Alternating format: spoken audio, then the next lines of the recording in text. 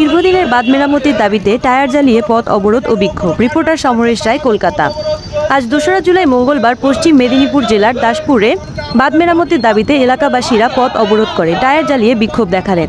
দাসপুরের রাজনগর এলাকায় শিলাবতী নদীর কালসভা ভাঙা নদীর বাঁধ মেরামতের দাবিতে প্লাকার্ড হাতে এই বিক্ষোভ দেখালেন। রাজ্য সড়ক অবরোধ করে এলাকাবাসী টায়ার জেলে অবিলম্বে বাঁধ মেরামতের ব্যবস্থা দাবি জানান। ঘটনাটি ঘটেছে পশ্চিম মেদিনীপুর জেলা দাসপুর থানার ঘাটাল মেদিনীপুর রাজ্য সড়কের রাজনগর এলাকায়।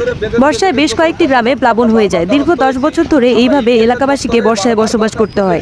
জলের মধ্যে এমনকি যাতায়াতের সমস্যায়ও পড়ে এলাকাবাসী, কিন্তু বারবার আশ্বাস দিয়ে গেলেও কোনো রকম কাজ হয় নাই বাঁধের। 10টি বছর এইভাবে কেটে গিয়েছে। দাসপুর 1 নম্বর ব্লকের ভূমি ও ভূমি রাজস্ব আধিকারিক দপ্তর সহ প্রশাসনিক বিভিন্ন দপ্তরে একাধিকবার ভাঙা নদী বাঁধ মেরামতের দাবি লিখিত অভিযোগ জানিয়েছিলেন গ্রামবাসীরা। তাতেও কোনো কাজ না হওয়ায় আজকের এই বিক্ষোভ। এমনকি প্রশাসনিক দপ্তর থেকে এই ভাঙা বাঁধ মেরামতের আশ্বাসও দিয়ে গিয়েছেন, আজও কোনো কাজ হয়নি।